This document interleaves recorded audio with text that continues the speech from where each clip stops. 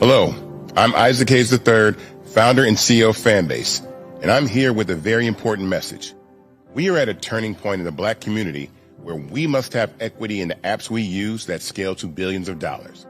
But this time, we own the infrastructure, we own the culture, and we shape the future. And Fanbase is the future. Fanbase combines the free functionality of Instagram, TikTok, and YouTube into an all-in-one platform built for the evolution of social media and monetization. With over 1.4 million users, that's real proof that we are shifting the conversation of tech ownership and equity for creators. So right now, I want you to go to startengine.com/fanbase and invest today. The minimum to invest is $399. That gets you 60 shares of stock in Fanbase at $665 a share.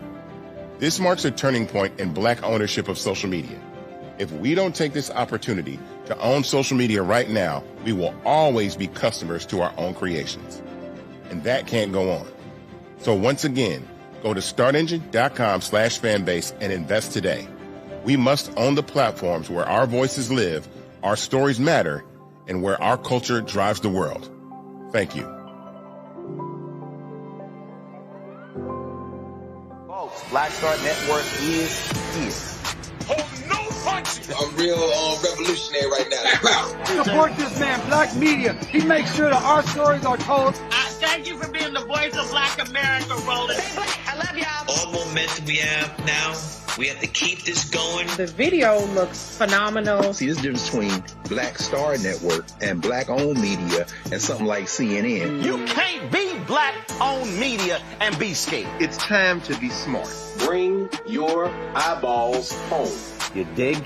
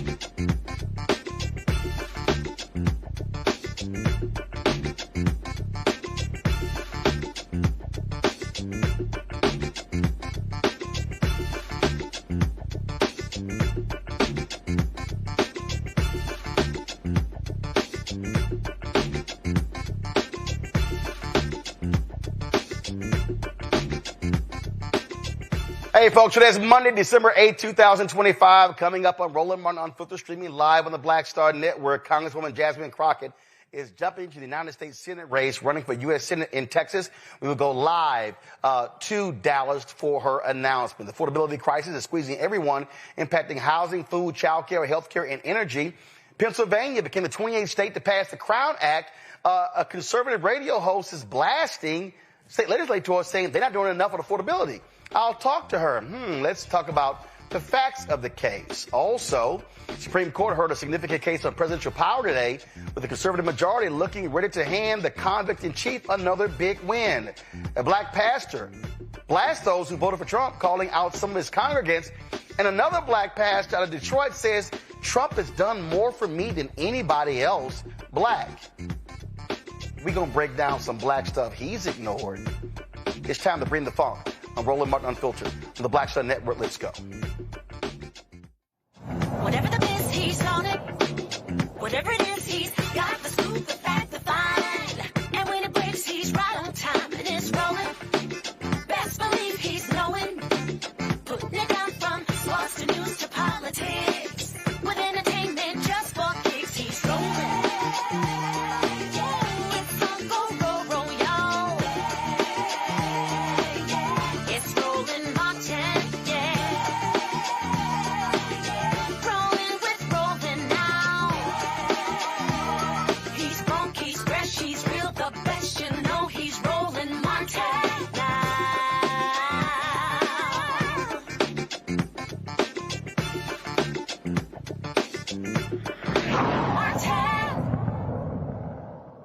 Folks, today is the filing deadline to announce you're running for office in Texas. And this is a live look of the former, the original location of Friendship West Baptist Church, where Congresswoman Jasmine Crockett is announcing she's running for the United States Senate. Let's go live there. Here's Pastor Frederick Douglass Haynes III, who also filed today to run for the congressional seat that she was going to run for as well. Let's go live to Dallas.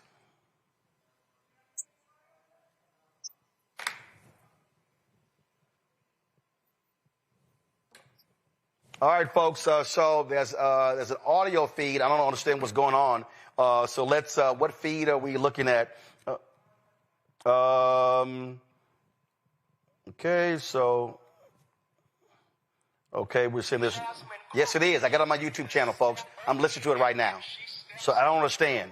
Go to YouTube. Go to Jasmine Crockett. Go to Jasmine for US. Pull up her YouTube channel. I'm listening to it right now. Okay, I'm telling y'all right now. Okay. I'm listening. Okay, control room. This is literally Freddie Haynes talking right now. So there's audio. So if y'all ain't hearing it, it's an issue in the control room. So there is audio.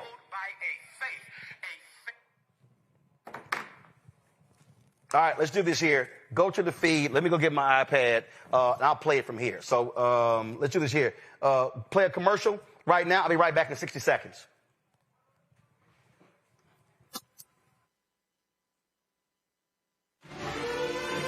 Violent white supremacy is, quote, the most persistent and lethal threat in the homeland. The greatest terrorist threat to the homeland is the homegrown violence stream, including hate crime committed on behalf of some kind of white supremacist ideology. They are coming after everything in Black America. MAGA and Donald Trump are specifically targeting Black America. They are going after the money. Attack Black Lives Matter. Attack critical race theory. Attack woke, DEI. MAGA wants to defund Black America. This is a perfect example of their desire. Y'all, problem fixed. Let's go live to Dallas.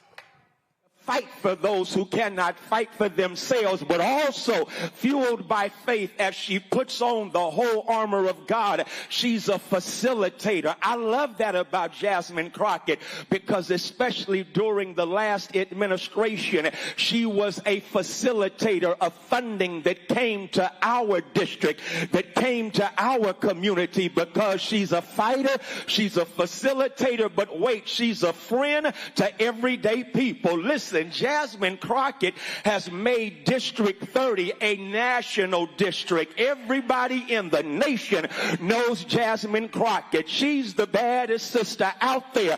I'm talking about Jasmine Crockett, and yet as amazing as she is, as phenomenal as she is, she's remained a friend to everyday people. She's someone you can talk to and touch. She listens to you. I'm talking about Jasmine Crockett. So since Jasmine is a fighter, since she's a facilitator and a friend to everyday people, I guess I'll close by saying the future is bright with Jasmine Crockett. The future is bright. Our best days are in front of us, as dark as it is right now.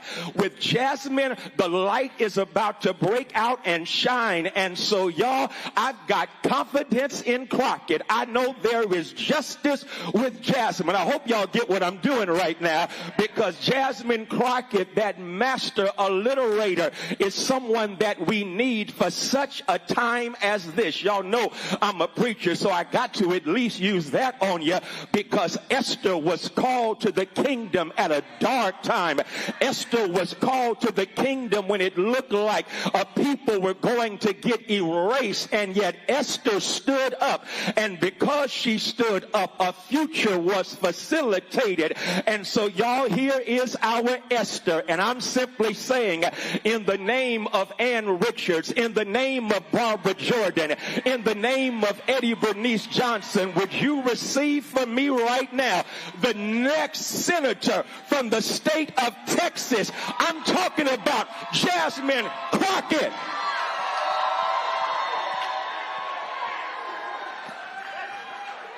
Thank you so much, Pastor Haynes. If I can have everybody direct their eyes to the screen, please. Thank you. How about this new one they have? Their new star, Crockett. How about her? She's the new star of the Democrat Party, Jasmine Crockett. They're in big trouble. But you have this woman, Crockett. She's a very low IQ person. I watched her speak the other day. She's definitely a low IQ person. Crockett. Oh, man. Oh, man. She's a very low IQ person. Somebody said the other day she's one of the leaders of the party. I said, you got to be kidding. Now they're going to rely on Crockett. Crockett's going to bring them back.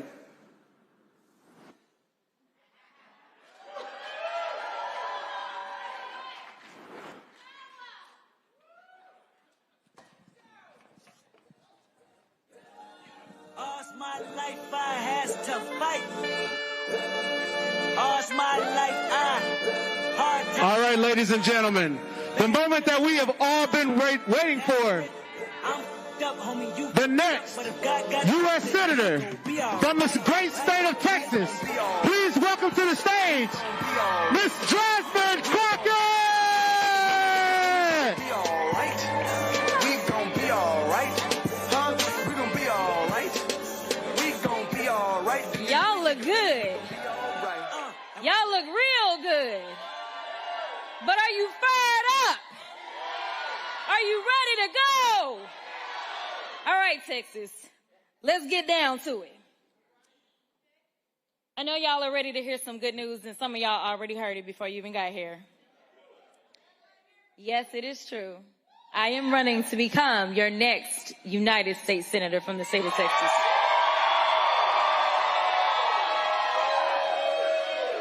I honestly can't put into words what it means to me. You see, a lot of people think that making decisions like this, you take them lightly. I'm here to tell you that I understand that there's a responsibility. I'm not reading from my script, so they're about to be confused. There's a responsibility that lies with all of us, especially in this moment. There are a lot of people that said, you got to stay in the house. We need our voice. We need you there. And I understand. But what we need is for me to have a bigger voice. What we need is not only a voice, but we need to make sure that we are going to stop all the hell that is raining down on all of our people. So over the last couple of months, I've been thinking about our future. Where do we go from here? And obviously, I've been thinking about Texas. I thought about my classmates from law school. One is standing right up front, Mr. Anthony Farmer. I thought about the big dreams we all had, fighting for justice in the courtroom, starting our own businesses, buying a home, starting families. If you think about it, our dreams were the American dream. Opportunities for those who work hard, home ownership, jobs, entrepreneurship, and security. And that time, we were headed into the Great Recession. I took a job in East Texas for a pretty well-known family-owned law firm. I began doing class action defense work. And honestly, I wondered if I'd made a mistake. I wondered if that was really what I was supposed to be doing. It just so happened that they had just started a new public defender's office in rural East Texas. And so I decided that I would join that public defender's office. I joined it because I believed everybody deserved a voice in the courtroom. Even if they couldn't afford an attorney, one would be provided to them, and that attorney was me. I loved being a courtroom warrior. I got some judges here. They probably can't identify themselves, but nevertheless, I loved being in the courtroom. You know, I never thought that I would run for office, but some people are able to inspire others as they walk their own path. As a 27-year-old public defender walking in her path, there was someone who came along and inspired me. There was this charismatic, funny, intelligent, and exciting young candidate with a funny name who just got into the U.S. Senate and was running for president. Many doubted if this country was ready, while others, well, we got to work and kept hope alive. We didn't focus on the naysayers. We didn't get distracted by any pollsters. We remained laser focused on getting the person who was best for the job into the seat. We didn't let history diminish our hope in what was possible. We ignored that the devil on our shoulder that sometimes tries to tell us your vote doesn't matter. The country's not ready. He can't win.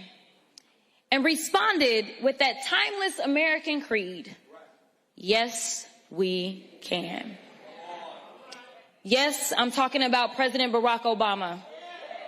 How many no's do you think he heard before he got a yes? No, you can't win. No, the country's not ready for a black president. No, a black man can't get elected. No, your middle name is Hussein. No, you can't beat the Clinton machine. But every time they told him no, he looked them right in the eyes and he told them yes. He said, yes, we can. Yes, we can deliver on health care. Yes, we can enshrine equal rights. Yes, we can bring jobs back to America, create opportunities for all. And yes, we can save the economy after a Republican president sends it into the gutter. People ran lies, rumors, and tried to poke holes in everything about Obama, from his faith to his heritage. Falsehoods about his daddy, mistruths about his mama. There was even a question about his birth certificate. But he didn't let any of that get in his way. He worked and worked and worked to inspire and instill a sense of hope. And man, do I remember. I remember hoping. Now, I don't know if I really believed. But I knew that we had to try. I knew that we had the power.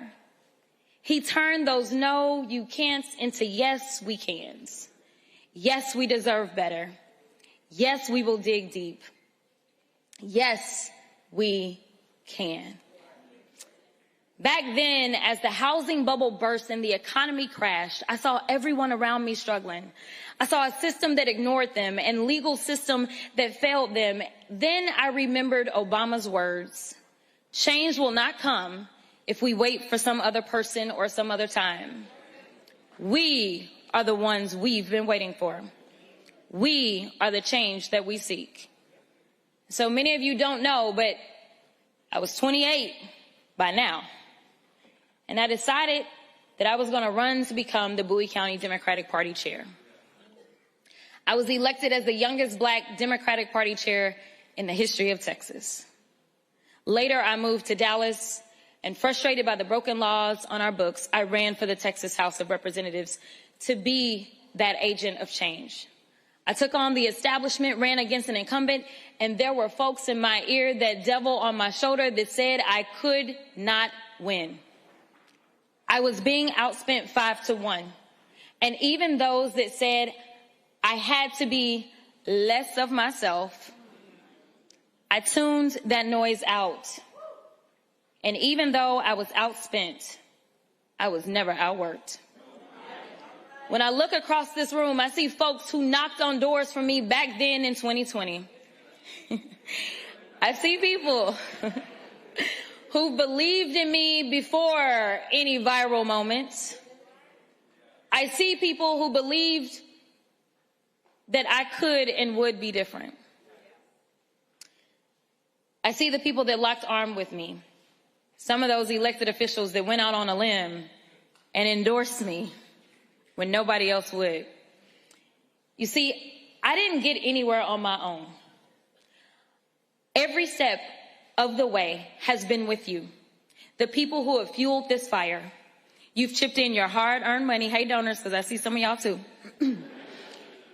You put in the sweat equity under the hot Texas sun, knocking on doors, putting out signs. You've driven your neighbors to the polls, dragged your coworkers to go vote. You're the ones who walk your precincts, register thousands of voters, and you're the ones who flip seats across the state at every level. When Texas turns blue, it won't be because of any one candidate, but because of each and every one of you doing your part. Turning Texas blue is what I want to talk to y'all about today. Now, there are those that say, ain't no way, we done tried it 50 kinds of ways. Let me be clear, y'all ain't never tried it the JC way. We used to telling us what I can't do, but they have no idea what Crockett's crew will do. And so I just want to be clear, for all the haters in the back, listen up real loud. We gonna get this thing done.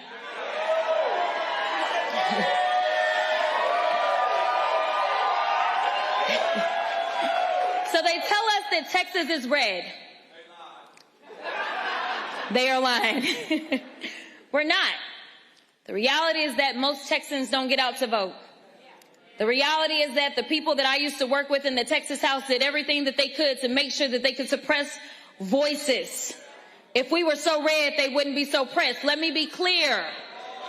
The reason that the governor always got time to call out my name is because he understands that I know how to speak to everybody, not just some folk. There are folks who feel like their vote doesn't matter and that nothing will change or that candidates don't speak to them. And honestly, I can't blame them. But I'm here to address those Texans specifically who feel as their vote doesn't matter. Let me tell you it does. Earlier, I talked about my first race for state representative, and I talked about the fact that I was outspent 5-1. They had the money, but I had the people. When the first batch of votes came out, I was down by 700 votes. I told my team it was over. Carmen, who's right up front, rushes down and says, no, we about to go to elections. I said, y'all, it's over. We've been voting for 3 weeks and we down by 700. We ain't coming back. Around 10 o'clock, somehow somebody said, Rep, you only down, well, I wasn't Rep then. You only down by 50 votes. I said, oh, we getting good. We getting good. I said, now y'all tell me what's still out. Is anything out? Are we done? Because it was getting late. And they said, MLK is still out. I said, oh. I said, if anybody came through for me, it was going to be MLK. And when I tell y'all, when the votes were counted, I had won by 90 votes.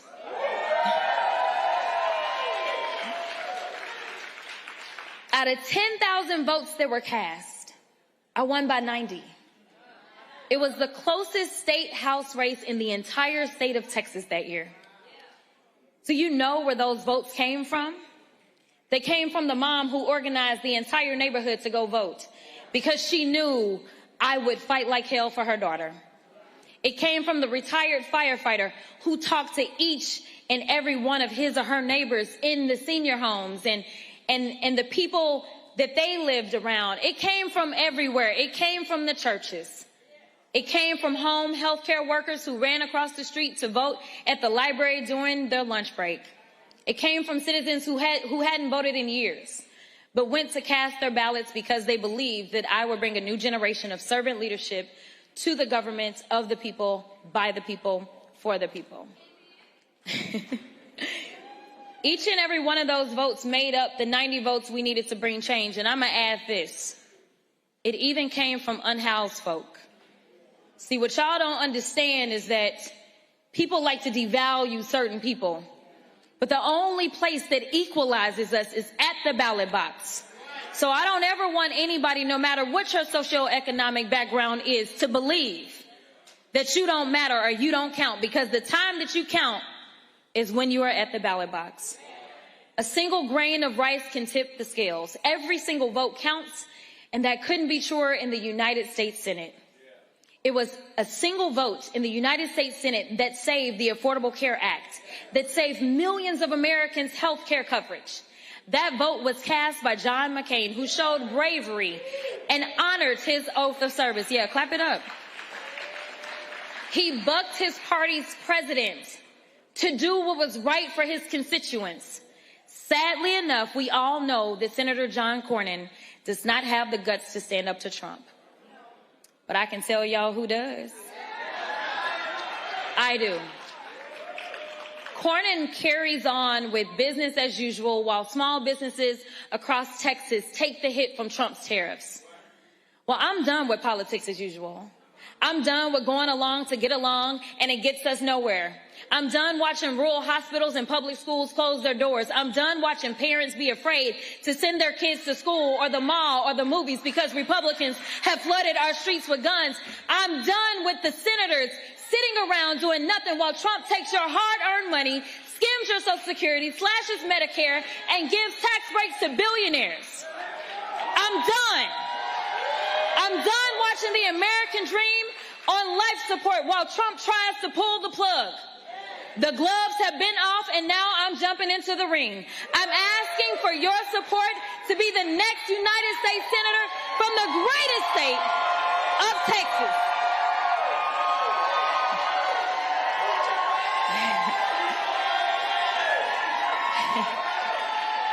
I'm running because I don't ever lose focus of the people and what we deserve. We deserve a government that is by the people and of the people, not one that's bought and paid for, not politicians who are self-serving and line their own pockets. Most of you know that I am a civil rights and criminal defense attorney, that I made a living arguing cases before juries and fighting for Texas who were harmed to receive justice. I have won cases and convinced juries in the deepest, reddest parts of this state.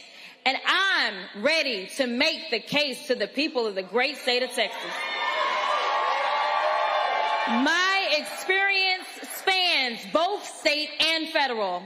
As you may have seen, I have spent more time on the federal level than I did on the state level. And frankly, I'm very well aware of what is happening on the federal level, on the deepest levels of the federal level.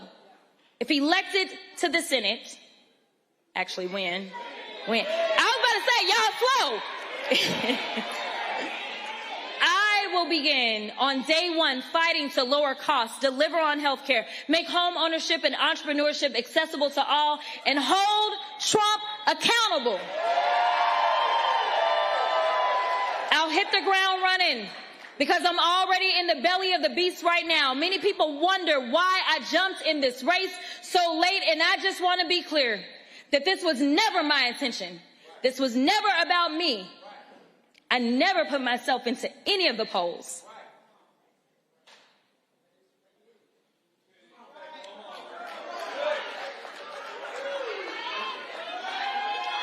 Listen, my question was, which congressional seat would I be running for? And for Texas 30, I love you, Texas 30.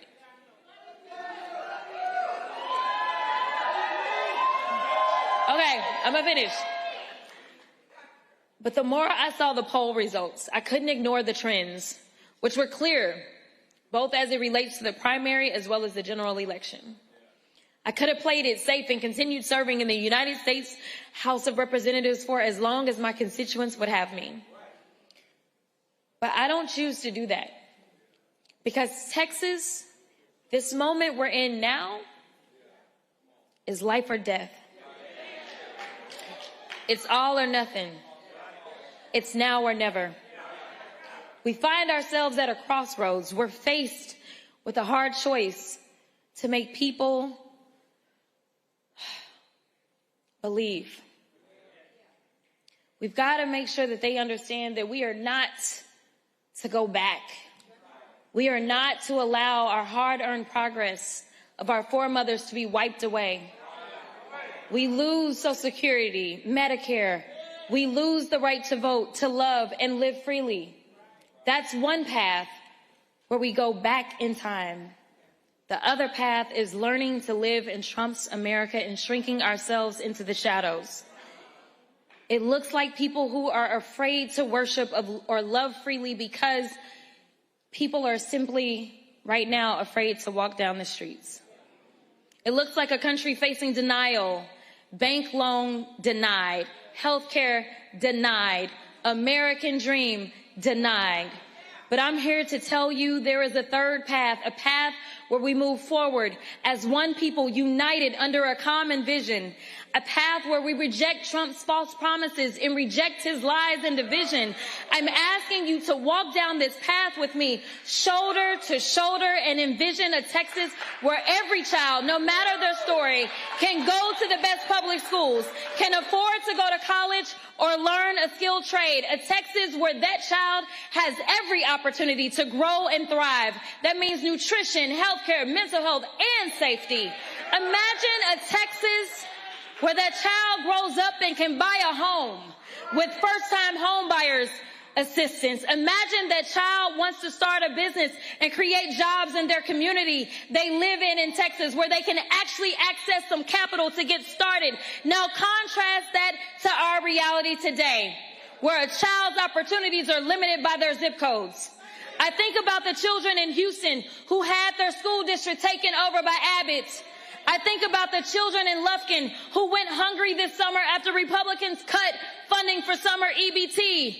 I think about the young adults and families in Amarillo that would love to buy their own home but can't afford it. I think about the farmer in Loving County who had to find his way to the nearest hospital miles and miles away because Texas has closed more rural hospitals than any other state. And by the way, if you know farmers, it takes quite a lot before they'll even think about going to the doctor. So I know this. This man was in pain, and his pain was ignored and neglected by 3 decades of Republican domination in Texas. And I'm going to keep taking down this path with me. But let's first address the elephant in the room, quite literally. I know many of you are wondering why I'm running for a seat that everyone says cannot be won. The last time Texas elected a Democrat to the United States Senate, I was 7 years old. Do not try to do the math.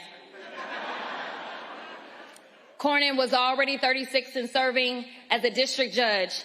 For most of us, a Republican-controlled Texas is all we've known. But we cannot let that diminish our faith and belief in what can be.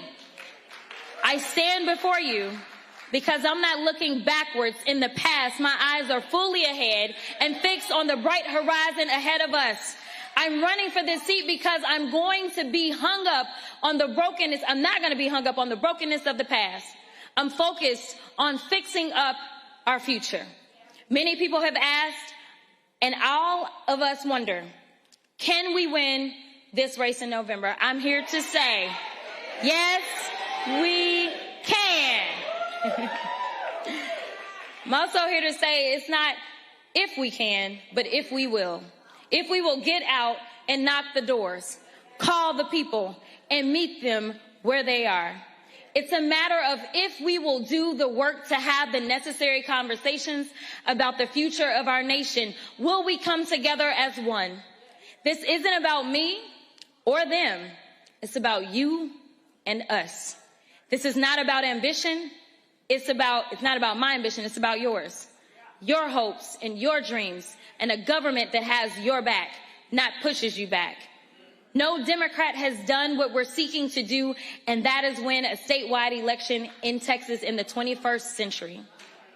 So there is no roadmap.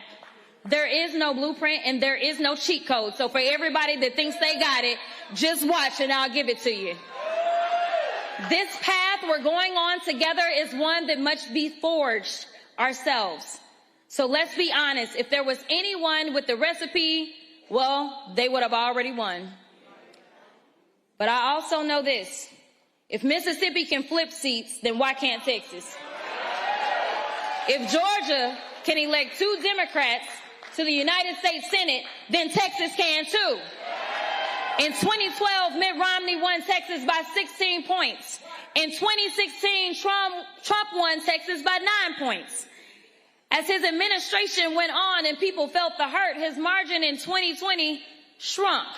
In 2020, as people were fed up with his administration, as people sat around the dinner table, 500,000 American families stared at the empty chairs.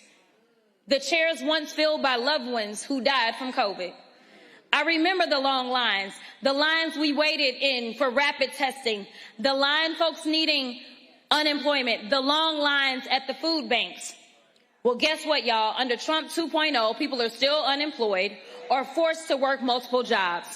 And after all the cuts to SNAP, the rising cost of everything except wages, food banks are stepping up once again to fill the gap. But I remember another place where the lines were so long and in many places wrapped around the building, and that was at the polls.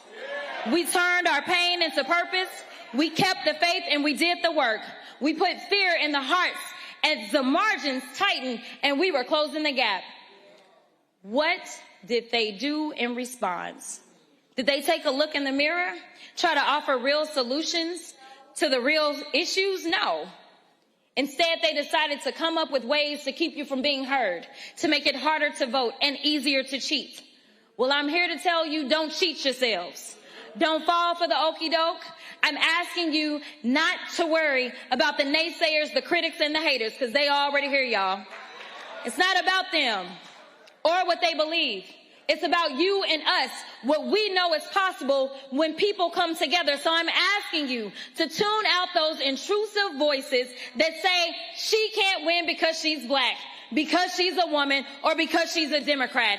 If you believe women should be in all spaces, then I ask you to stand with me. If you believe we should be judged by the content of our character, then I'm asking for your support.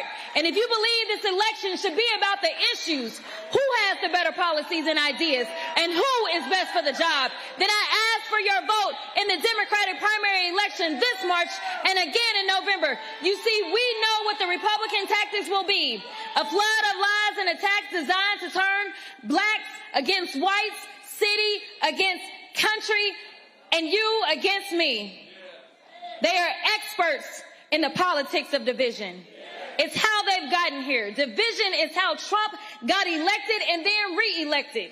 This election is about adding voices to our electorate, about multiplying turnout with a robust operation and a unifying message that asks, how is it that Texas is prospering, but the people are struggling? We have the 8th largest economy in the world, yet kids go hungry. Seniors have to skip their prescriptions. Parents are forced to choose between braces for their children or hospice for their parents. We are the #1 state in exports, driving the American economy, yet somehow we are also #1 in uninsured women and children. The state is thriving while the people are facing tribulation. We are better than that, tougher than that, and Texas deserves better, and together we will. This campaign is for those who believe that the government should work harder than the people it serves. This campaign is for every single person that is done with politics as usual, that's fed up with the establishment, that's sick and tired of being sick and tired. Texas has no shortage of talent, no shortage of ideas, grit, or tenacity. Our state powers this nation. Our economy drives the world. Texas is a big boy state made up of brawlers and people with a moral code. Our representation should reflect that, and sadly enough, it doesn't. After evaluating the data, analyzing the trends, researching historic numbers, and combing over the crosstabs, it was clear the numbers were strongest for my candidacy for United States Senate. That's why I decided to enter this race, because otherwise I would have continued doing what I've always done, which is support whichever candidate had the strongest numbers. So I want to be clear. I'm not running just to run. This is about winning.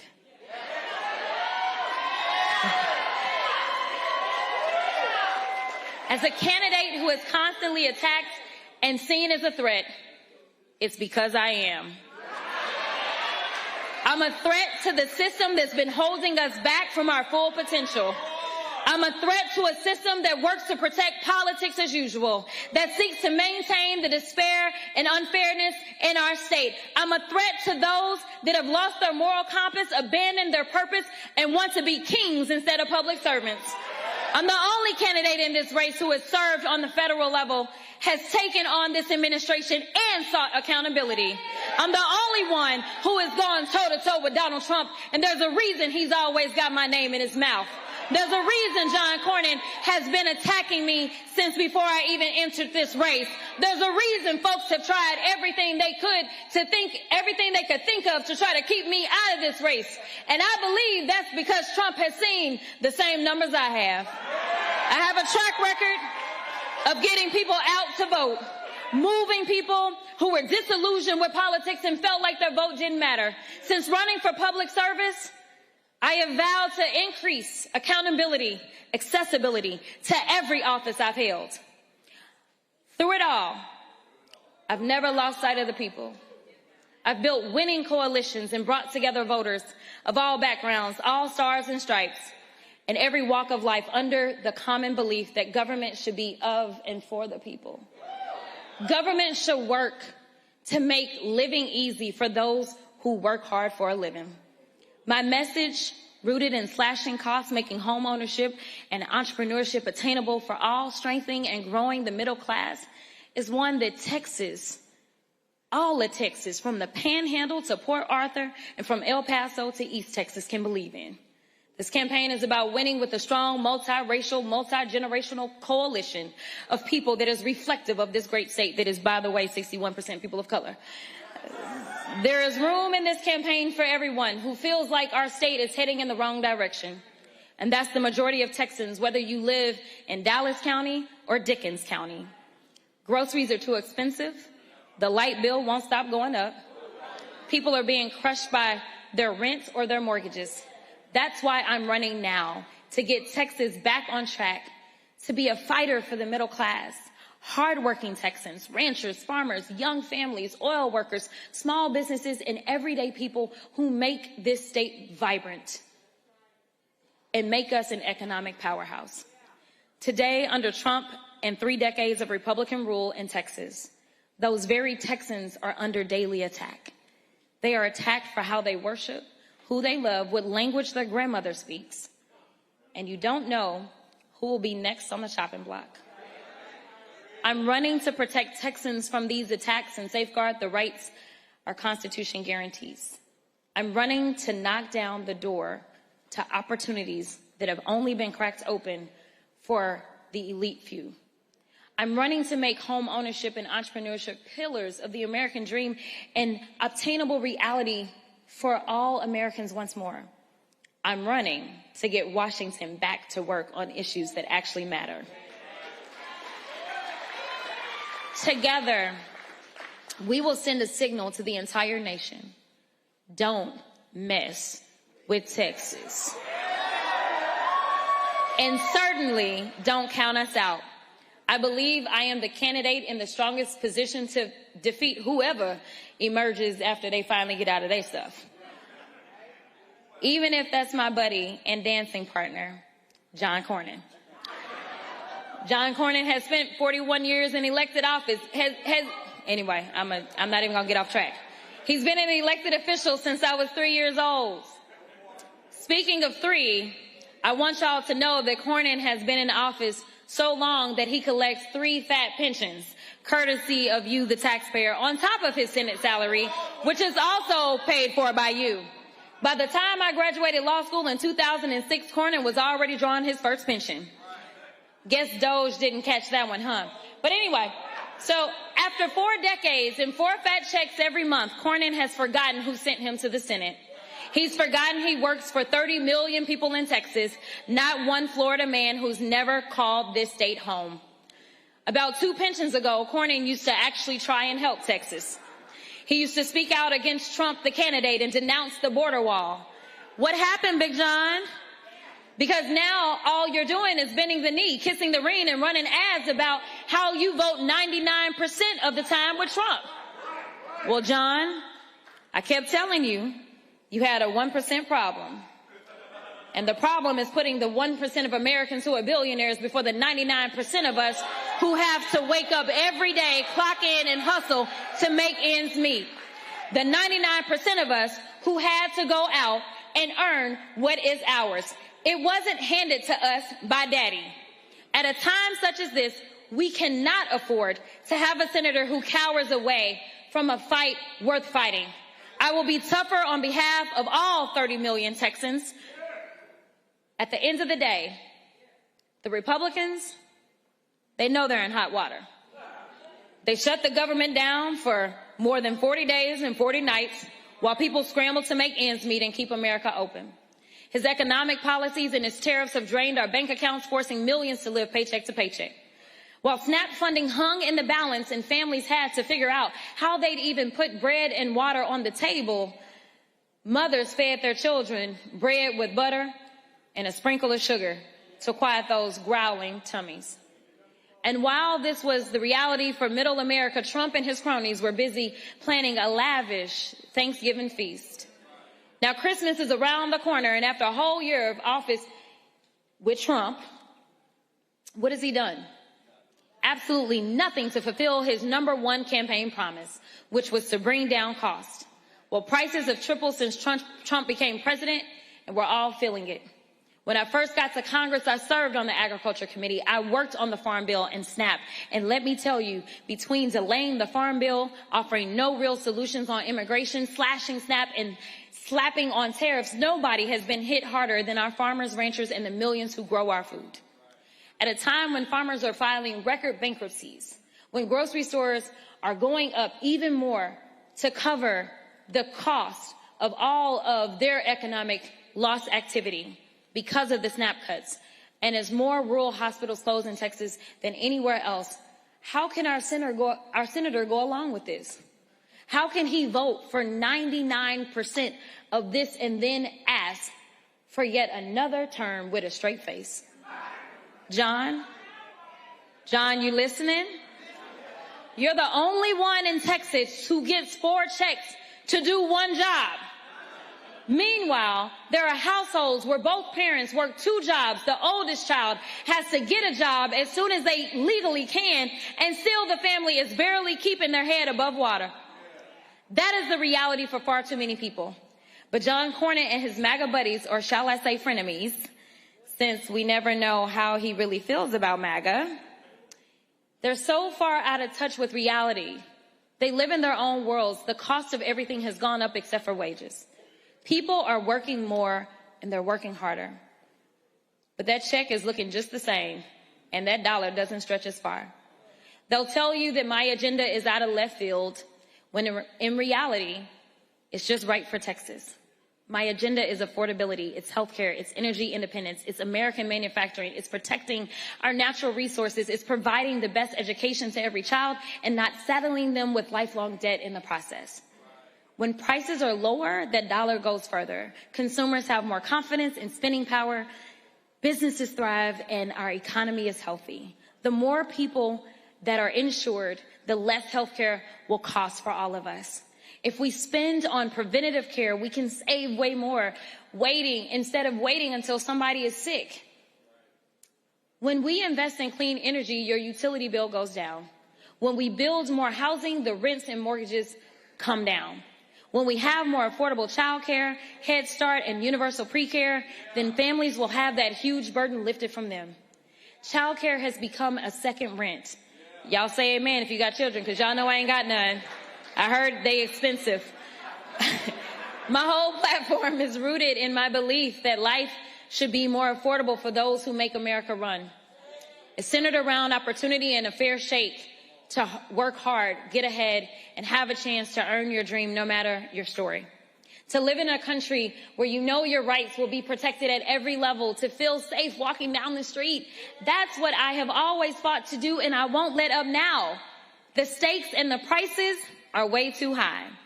That is why Democrats are truly about. This is what Democrats are truly about, and it's our opportunity now to remind the nation of what it looks like when we put our values into action. While Democrats were working overtime to protect health care and lower costs of insurance, prescriptions, and the care you need to be alive, Trump was too busy golfing, y'all. I don't even want to tell y'all how much money y'all spent on that. He was looking over carpet patterns and paint swatches. Y'all know, for his little room. Anyway, while Americans had to decide between paying the car note or paying the mortgage, Trump's toughest choice was between Chantilly lace or alabaster for his billionaire ballroom.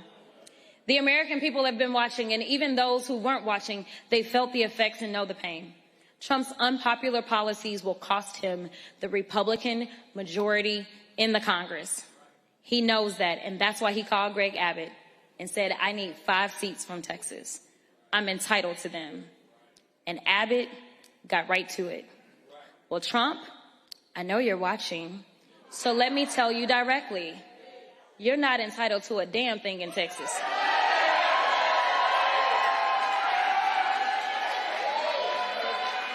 You better get to work, because I'm coming for you. He knew he would lose. So Trump did what he always does, resort to lying, cheating, and stealing. He has rigged our elections once again by changing the lines in the middle of an election cycle. And the cherry on the top, Trump drew me out of my home district. I know he's tired of me holding him accountable, dismantling his lies, and I know he's tired of me breaking through to millions of Americans, tired of me getting people out to vote, tired of me living in his head rent-free.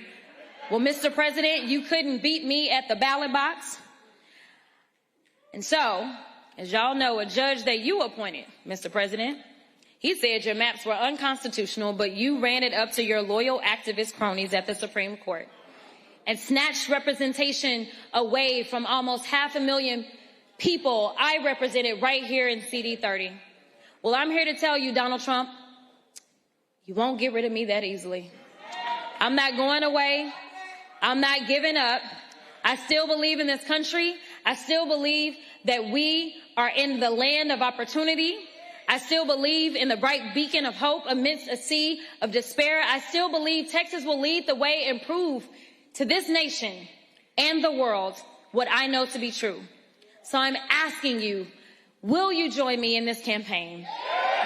Will you join me in the work and turn this moment into a movement? I'm asking you to wake up every day between now and November, yes, every day, and ask yourself daily, what am I going to do today to elect the leadership I wish to see? Who I'm going to call today about why I need to vote? What will my contribution to turning Texas blue be? It's also why I've sought to bring about unity within our party as well. I did my best to make sure that we had a strong ticket with candidates running up and down the ballot. We're not leaving any races out. Everything is on the line. I need you to know that this is bigger than any one person and any one candidate. For us to win this race, we have to win together. We have to run as a team. Like I said before, and we'll keep echoing, this isn't about me. This isn't about them. It's about you. We're going to go and win this election for the people. As I close, I want to send a message to Donald Trump and the whole nation. Don't take Texas for granted and don't count us out. It's our time. We are one. God bless Texas and let freedom reign.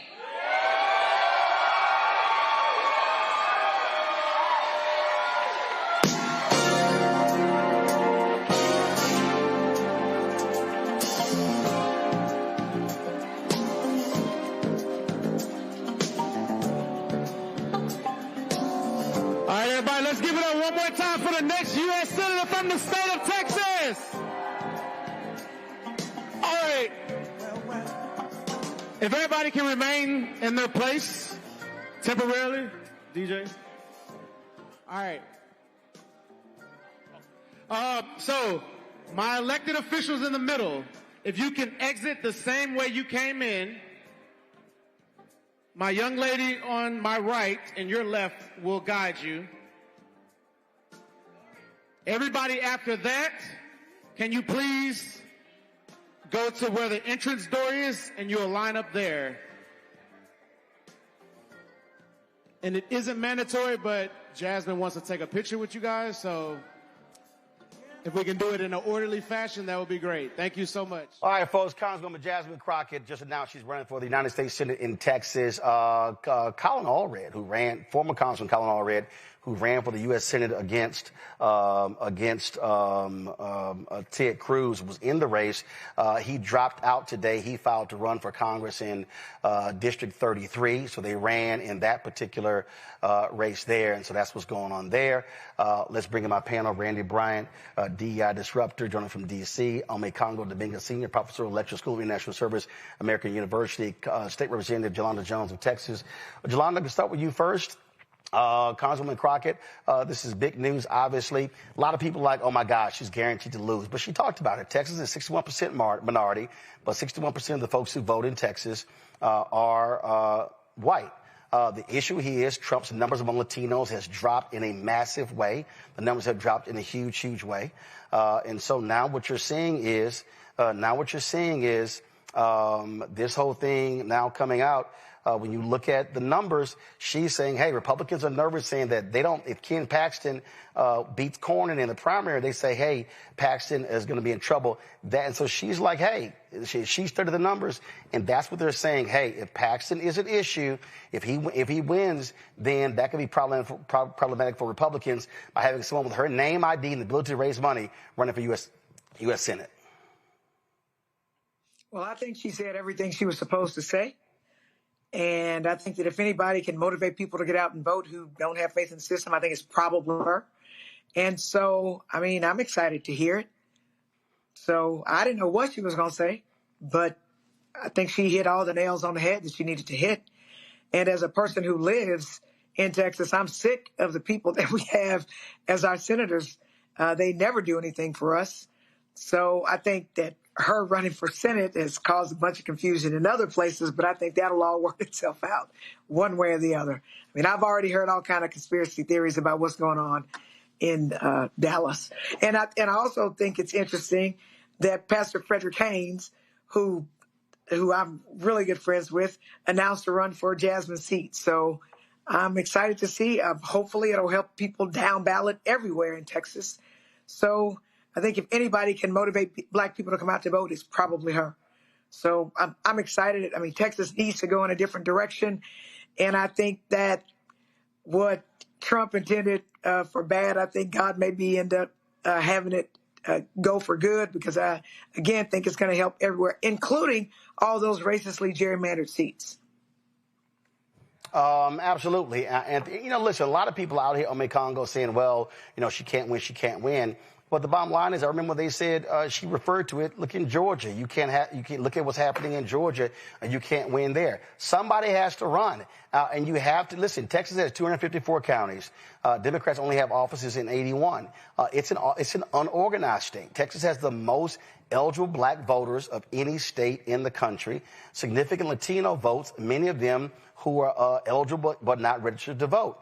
And so Crockett's whole deal is, if she can appeal to younger voters, reach black voters in East Texas, get anywhere from 30% of the white vote, have a big black and Latino turnout, she says she thinks she has a shot. Yeah, she absolutely has a shot, and it's going to be interesting to see how people play her against Tallarico and their differences. And I think people can talk a lot about the Hispanic vote and where that's going to go because people are so angry with Trump. But I actually think, Roland, that the biggest demographic that's going to be of interest in Texas is going to be the female vote.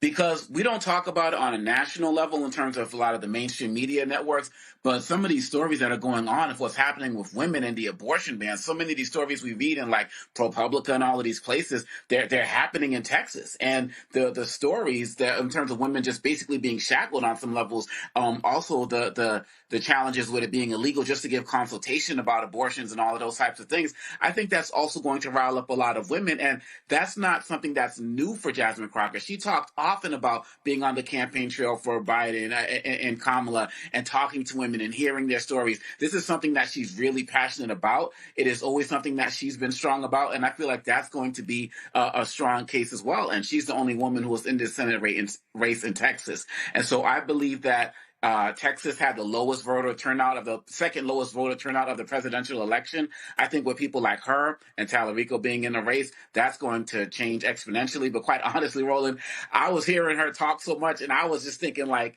Crockett 28. And I'm like, okay, right. It's not the presidential. But my point is that she sounds so presidential and she sounds so ready. And that comes from somebody who's been battle tested from all of the experiences that she had.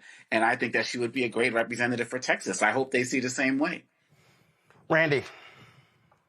She can win. Revolutionary things happen in times like this, times of great strife. And I believe that she does have an incredible chance of winning. She will get people to the polls. People want someone who will fight for them. And if Congresswoman Crockett has done nothing else the last several months, is that she has been the voice of the people. She has shown us that she is not scared in the face of the bullies that are running the administration right now. And people crave that. She provides hope to us, and we need that. So I believe her chances are actually better than some may think. And I think even Trump has worked to her favor. If he weren't scared, he would not mention her as much as he does. He recognizes her power. And so we need to recognize our power and not at all back up because of what the naysayers may say. I'm behind her 100%. And I look forward to celebrating her victory. All right, folks, going to go to a break. We come back. We're going to talk to a couple lawyers out of Los Angeles. A big case that deals with that you really want to pay attention to. That's next right here, Roland Martin Unfiltered on the Black Star Network. If in this country right now you have people get up in the morning and the only thing they can think about is how many people they can hurt, and they got the power, that's the time for mourning.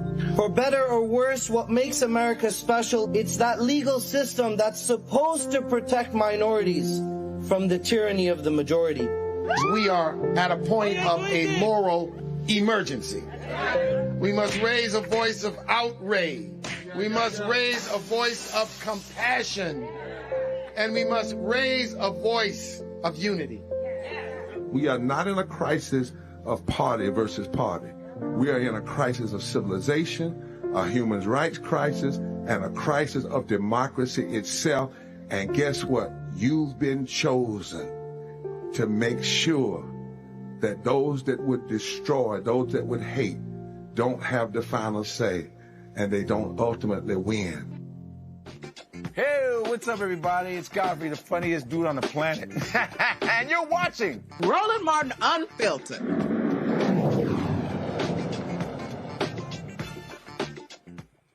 All right, folks, let's talk about a case out of Los Angeles. You may not be aware of it. It's ongoing. And it speaks to, and look, we're always covering these stories. We talk about social justice, what is happening in many of these cases. Well, this one here really caught our attention. So a black California veteran is going to get his day in court. Slade Douglas is seeking $30 million in damages from the Los Angeles Police Department and the city of Los Angeles for discrimination. Douglas' lawsuit details horrifying allegations of false arrest, torture, sexual assault, and forced hospitalization stemming from a 2019 incident. Slade Douglas is his attorney, Lauren McCrae, join us right now. I'm glad to have you both here. So Slade, walk us through what happened. Slade? Slade, can you hear me? Lauren, can you hear me? I can hear you. Okay, not sure what's happening with Slade.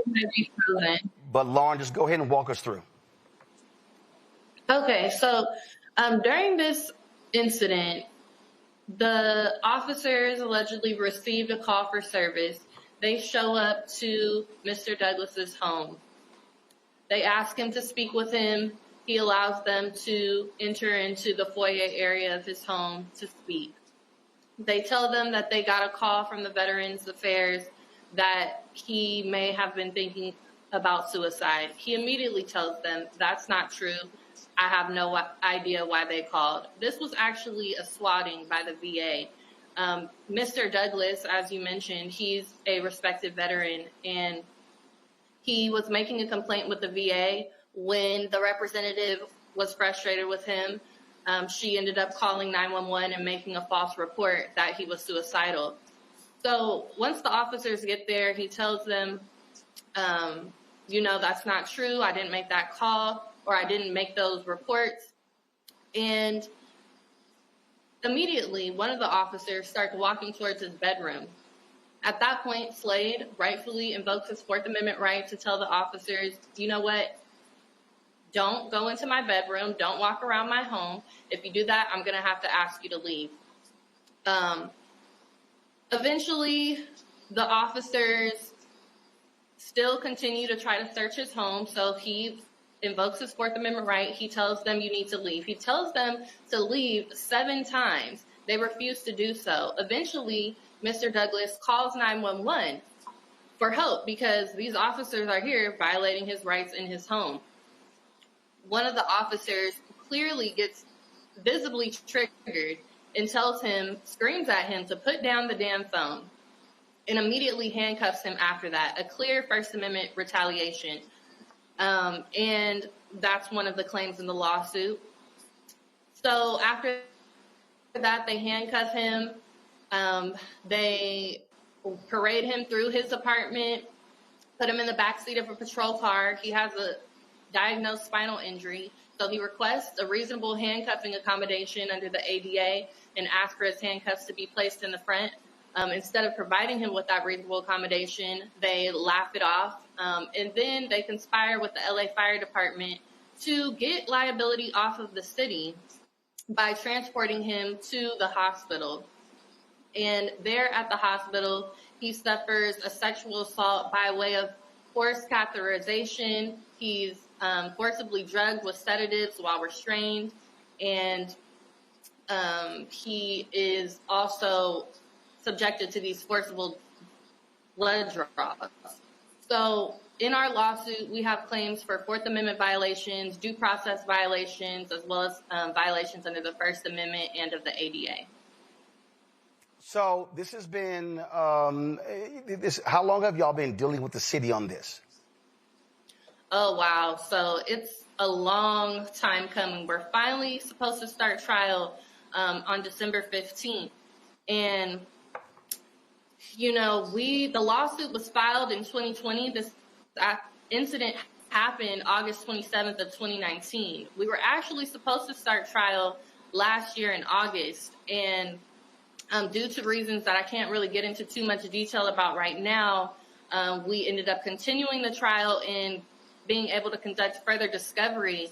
We discovered information that the city was aware that one of these officers was unfit for duty. As I said, the specific circumstances aren't a matter of public record just quite yet. We are advocating and believe that the public should know about this information. So we were able to add in some new claims. We have now a claim for negligent employment, supervision, and retention. And we also have a claim, what's called a Monell claim, and that's a claim for municipal liability, a direct liability claim against the city, saying that they didn't have proper police training and policies in place, and that if they had, potentially this incident could have been prevented. So you're going to court when? December 15th. December 15th. All right, then. Well, keep us abreast of what happens in this case. It certainly is pretty stark when you look at those details. Yes. Thank you. All right, Lauren, I appreciate it. Thanks a lot. Folks, got to go to a break. We'll be right back. Roland Martin Unfiltered on the Black Star Network. Don't forget to support the work that we do. Join the Bring the Funk fan club. If you want to contribute to our show, please do so. Stripe, use the QR code. You see it right here, bottom left-hand corner. PayPal is R Martin Unfiltered. Venmo is RM Unfiltered. Zelle, RolandSMartin.com. Roland at RolandMartinUnfiltered.com. We'll be right back. They said the quiet part out loud. Black votes are a threat, so they erased them. After the Supreme Court gutted the Voting Rights Act in 2013, Republican legislatures moved fast. New voter ID laws, polling place shutdowns, purges of black voters from the rolls. Trump's Justice Department didn't stop it, they joined in. In 2018, his DOJ backed Ohio's voter purge system, a scheme that disproportionately erased black voters. Their goal, erase black votes and political power. Yeah, that happened. These are the kinds of stories that we cover every day on Roland Martin Unfiltered. Subscribe on YouTube and download the Black Star Network app. Support fact-based independent journalism that centers African Americans and the issues that matter to our community.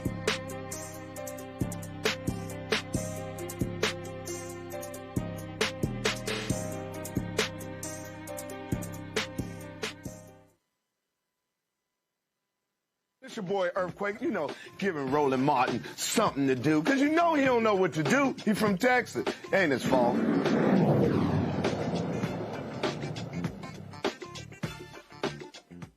When Trump called the affordability crisis a con job, the numbers tell a different story. For millions of families, the basics of everyday life are getting more expensive faster than their paychecks can grow. Economists estimate that only about 20% of tariff costs show up in consumer prices, which undercuts the idea that trade policy is the main driver of what people feel at the checkout line. Instead, the real squeeze is coming from what some analysts call the unaffordability five: housing, food, health care, child care, and energy, all of which have seen prices jump much faster than incomes since 2019. Housing alone is up roughly 34% over that period, driven by tight supply, high mortgage rates, and local zoning limits. Food costs spiked after the drought, avian flu, and years of thin margins for producers. Child care and health insurance are climbing amid staffing shortages and limited capacity, and energy bills are being pushed higher as demand from data centers and electrification collides with an aging power grid. Affordability has become America's defining economic anxiety, and it's rooted in deep structural problems at home and not just tariffs. The thing here on Congo that we have to contend with on this whole thing is this here.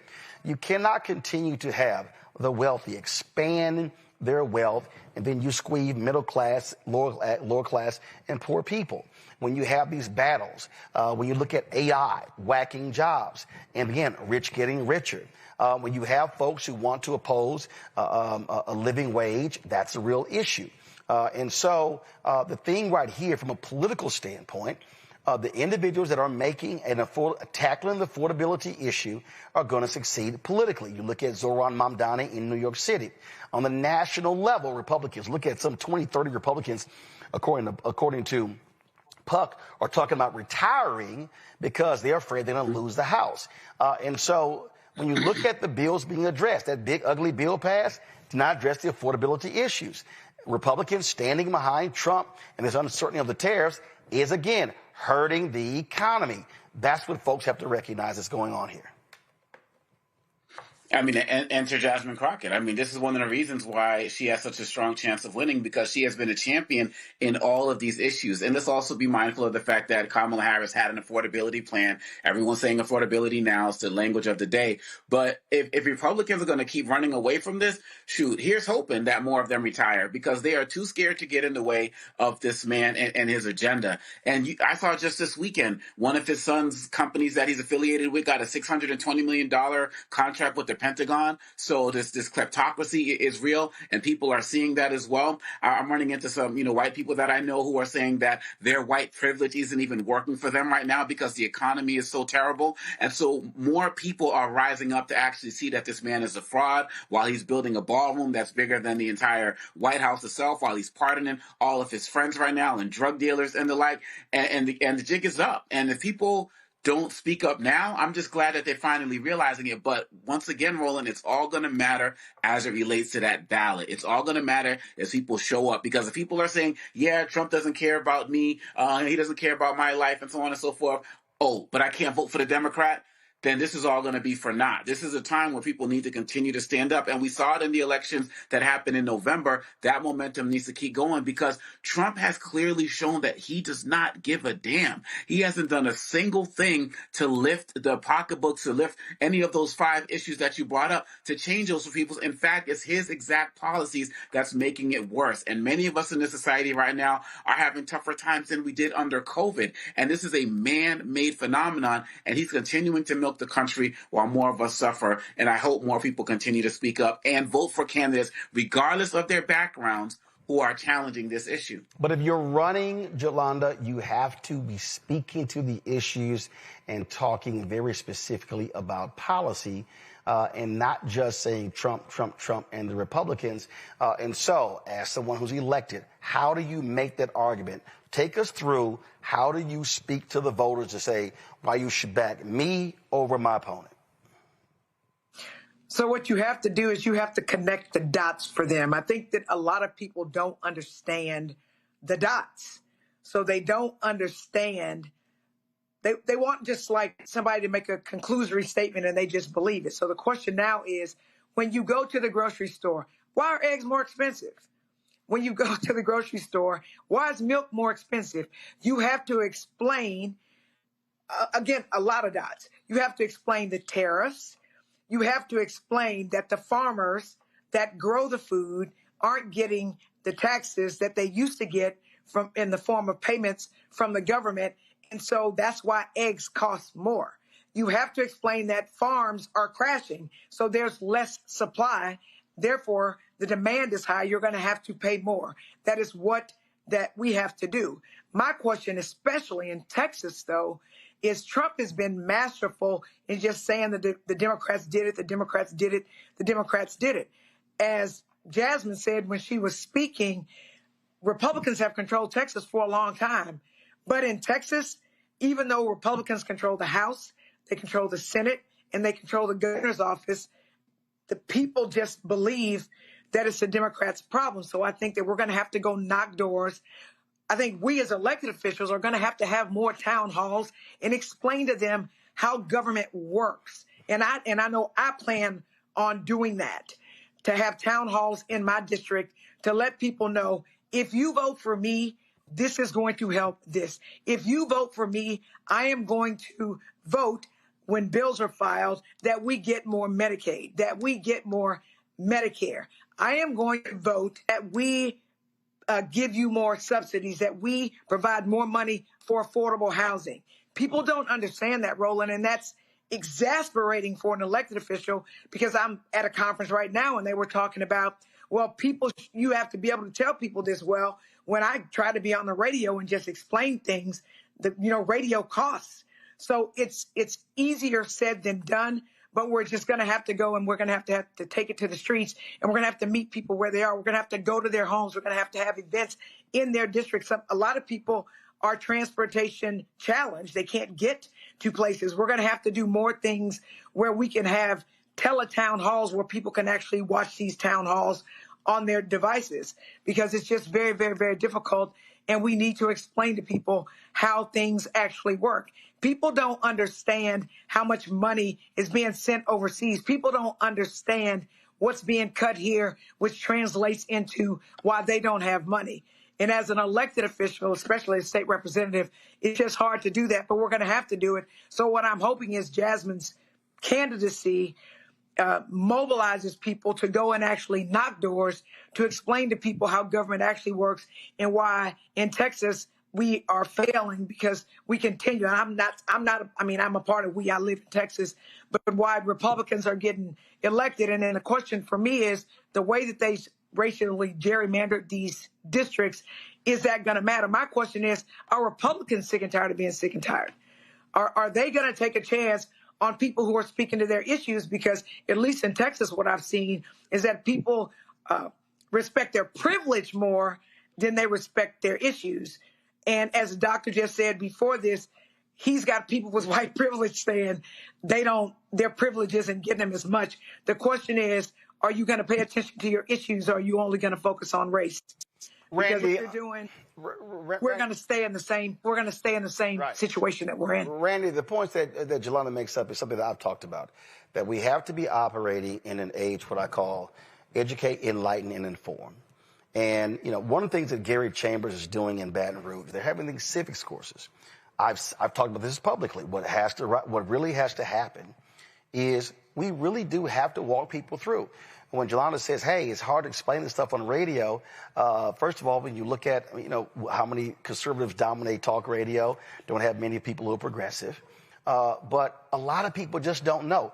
I talk all the time. People have no idea about City Hall compared to school district, compared to county government, compared to state government, compared to federal government, not understanding the role that politicians play when it comes to public policy, when it comes to how limited they are compared to what corporations can do, and all of that.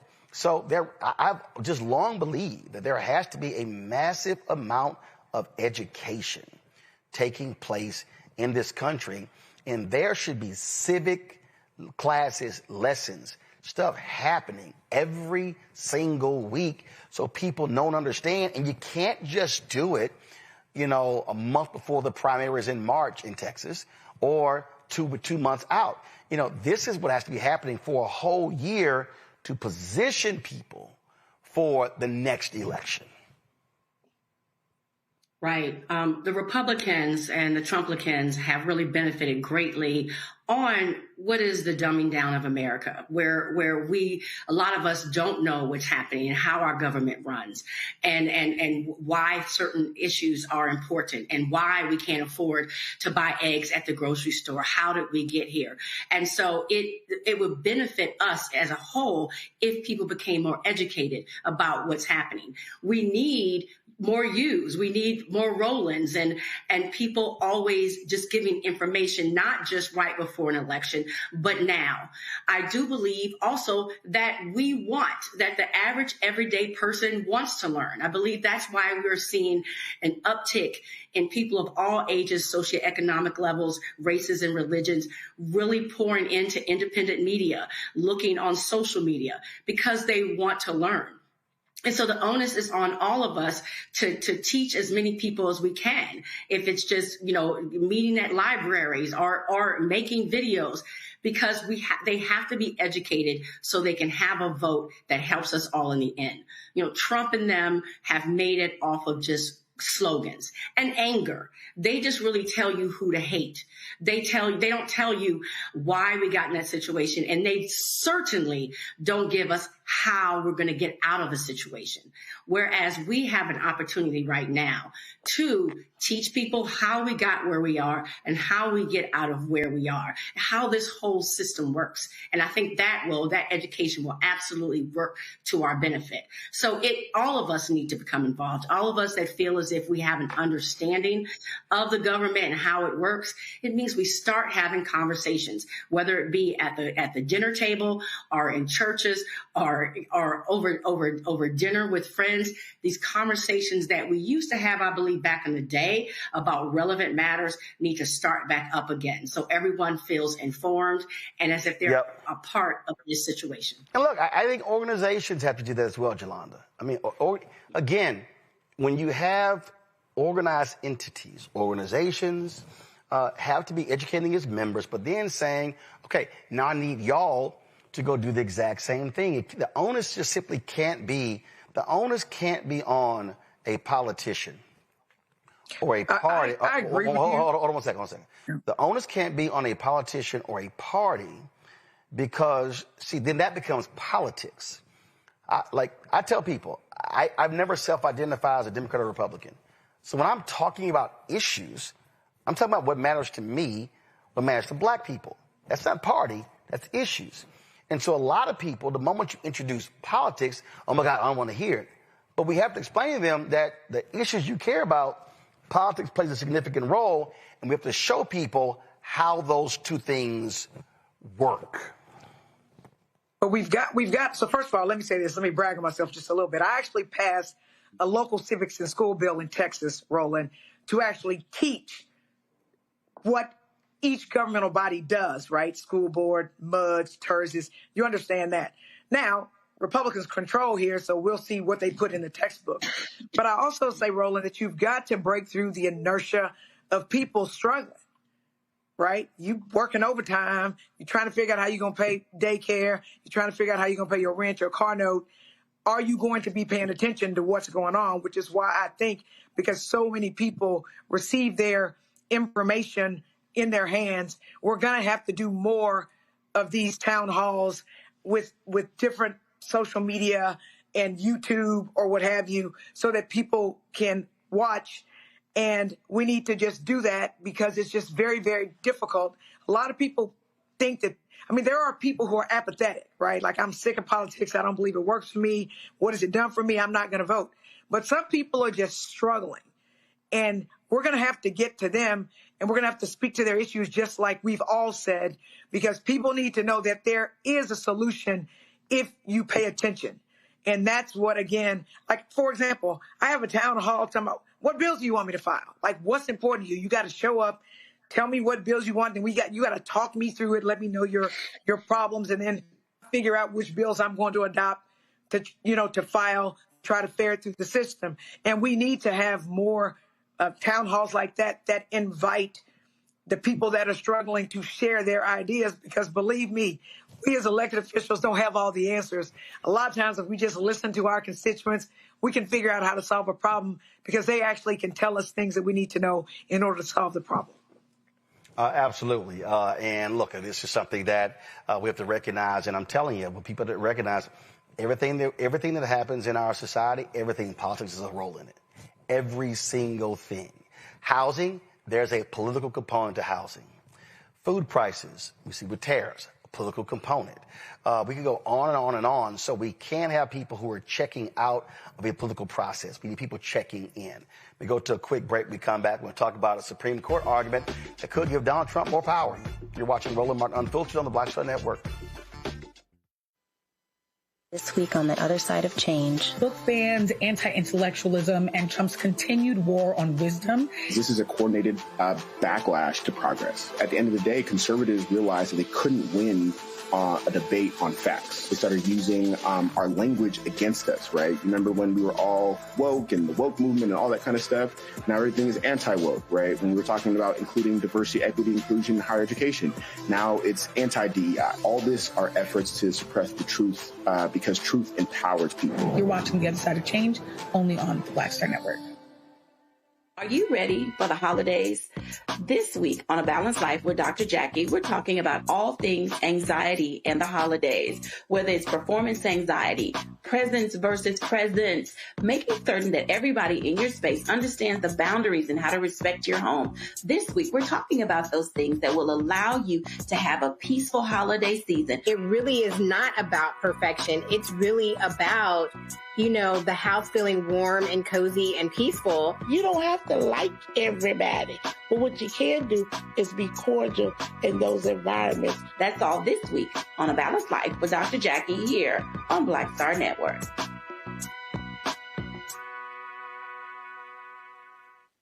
Next on the Black Table with me, Greg Carr. Our legal roundtable is back in session as we look at yet another potential landmark case being considered by the United States Supreme Court. This one is called 303 Creative versus Alennis, and may be the most important and far-reaching First Amendment, that is freedom of speech, case of our time. It could, depending on how the court rules, open the door for a return of Jim Crow segregation laws. It's true. If you say we can discriminate against one, you're saying we can discriminate against all. That's on the next Black Table. Don't miss it. Right here on the Black Star Network. Hello, I'm Bishop T.D. Jakes, and you're watching Roland Martin Unfiltered.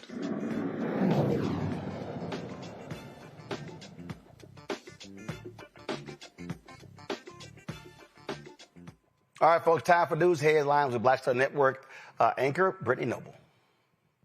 Roland, the Colorado jury has awarded $11.5 million to a former employee of Shrimp, the world's largest HR membership organization, after finding the company retaliated against her and allowed racial discrimination to go unchecked. Rehab Mohammed proved that her supervisor systemically discriminated against non-white employees, but instead of addressing her complaints, they sent her to coaching sessions, accused her of hurting morale, and launched an internal investigation that dismissed her claims. She was fired the very next day after missing a deadline. This verdict is being called one of the most significant employment discrimination awards ever issued against a major HR organization, raising serious questions about how an institution that trains the nation's HR leaders handles discrimination. Well, the U.S. Education Department is directing more than 250 employees who've been sitting on administrative leave for months to temporarily return back to work. In the return to duty notice, officials admit the agency is facing a large backlog of civil rights complaints, and they say they need every available resource to work through the caseload. The memo says the department must utilize all employees currently being compensated by American taxpayers. But despite the temporary recall, the agency says it has no plans to permanently reinstate those workers. Well, former Minneapolis police officer Derek Chauvin, convicted of second-degree unintentional murder in the killing of George Floyd, is now asking for a new trial. He argues that 4 physicians who later concluded Floyd died of asphyxia relied on video of the incident rather than the original autopsy findings. The appeal also claims that 34 current and former Minneapolis police officers submitted sworn statements saying the need to neck restraint was part of their training and aligned with department policy at that time. Chauvin is currently serving a federal sentence and is not scheduled for release until November of 2037. Well, and as Catahoula Crunch sweeps intensify, a separate viral video from Lake Charles, Louisiana is sparking outrage over police force. Early on December 1st, officers responding to a noise complaint wheeled up to a group of friends, including Tyler Leday, then yanked the wheelchair-bound man from his chair and cuffed him on the ground. Now, Leday says that he was hanging out when cops arrived at 1 a.m. Lake Charles Police Chief Sean Caldwell claims that they gave Leday multiple warnings to quiet down and leave before the arrest.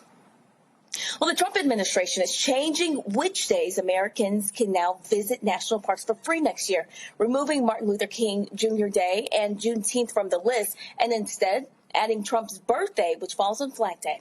For 2026, the Interior Department is calling the new schedule resident-only patriotic fee-free days. The updated list includes President's Day, Memorial Day, Flag Day, Trump's birthday, Independence Day weekend, the 110th anniversary of the National Park Service, Constitution Day, Theodore Roosevelt's birthday, and also Veterans Day. And we'll have much more news after the break. Stay with us. You're watching Roland Martin Unfiltered. Are you ready for the holidays? This week on A Balanced Life with Dr. Jackie, we're talking about all things anxiety and the holidays, whether it's performance anxiety, presence versus presence, making certain that everybody in your space understands the boundaries and how to respect your home. This week, we're talking about those things that will allow you to have a peaceful holiday season. It really is not about perfection. It's really about, you know, the house feeling warm and cozy and peaceful. You don't have to like everybody, but what you can do is be cordial in those environments. That's all this week on A Balanced Life with Dr. Jackie here on Black Star Network. Michael McMillan, President and CEO of the Urban League of Metropolitan St. Louis, and you are watching Roland Martin Unfiltered.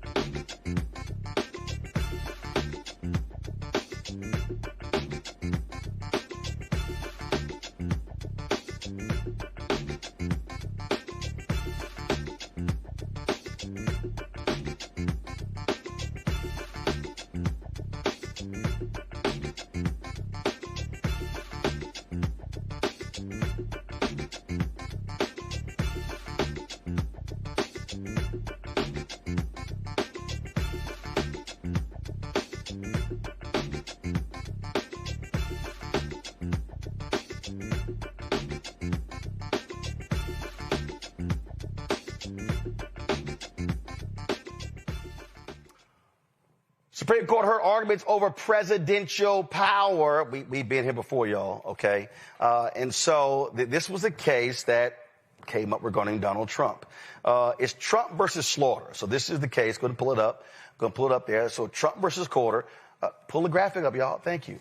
So, again, this Trump case, and it all comes down to how much more power can they grant Trump. Now, this court has granted him a ton of power. Remember, even before he came back in office, they talked about presidential immunity and the additional powers that he have. Okay, now it appears a conservative majority is going to give him a big win. The court's 6 conservatives repeatedly signaled support for Trump's right to fire leaders of independent agencies like the Federal Trade Commission at will, no cause required. Justice Sonia Sotomayor pressed the Trump Solicitor General on the fallout if the court guts a 90-year precedent shielding commissioners from political firings. Counsel Myers, which you rely on, was signed by a number of judges. One of them was Justice Sutherland, and he was the author of Humphrey's executor.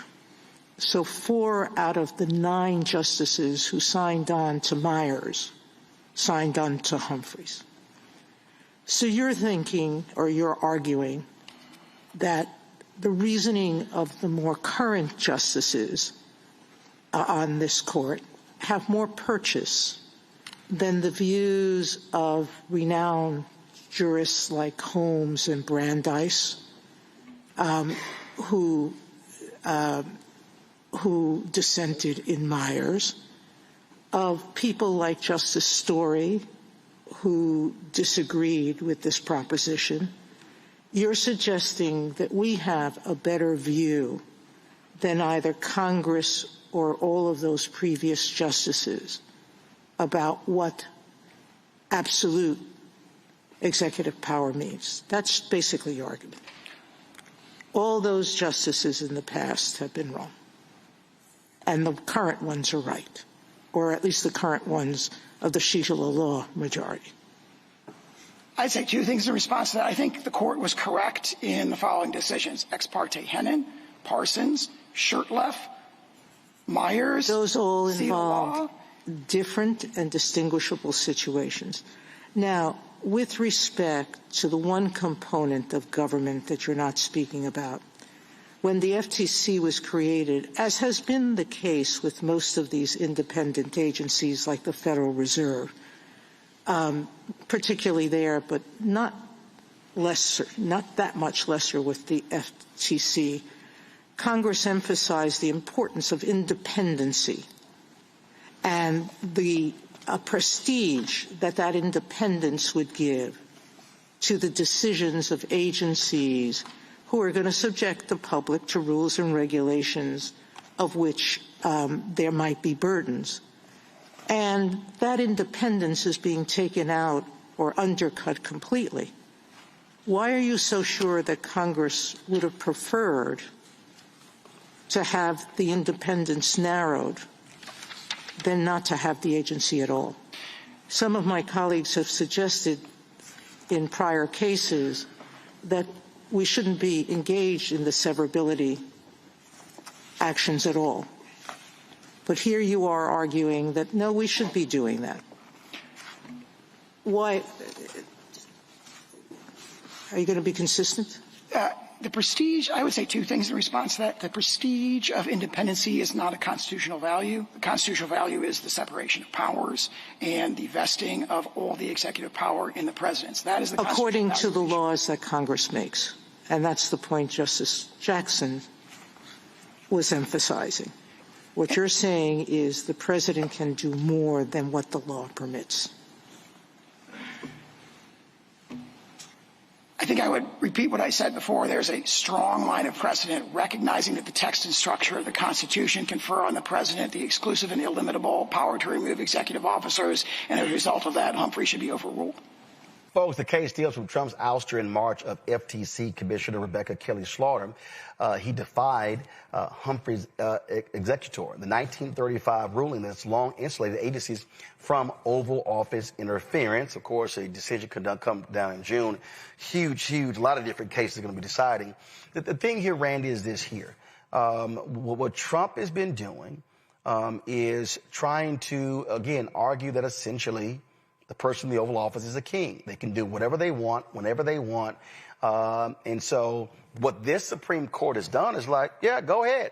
I mean, they have granted him significant rights, overturning precedent, because what this Supreme Court, I mean, Clarence Thomas has said it. Just because something is precedent, he even used the Plessy versus Ferguson, also the Dred Scott decision, by saying, well, that was precedent and it got overturned. So these folks are like, we can overturn anything what we want because we're the Supreme Court. Right. And that's what they want to do. They want to give this president as much power as he possibly can have. They've made that very clear. But this is the thing. Democracy demands, it insists upon us having checks and balances, which means we should have some independent agencies that make them accountable, regardless of political affiliation or leanings or anything.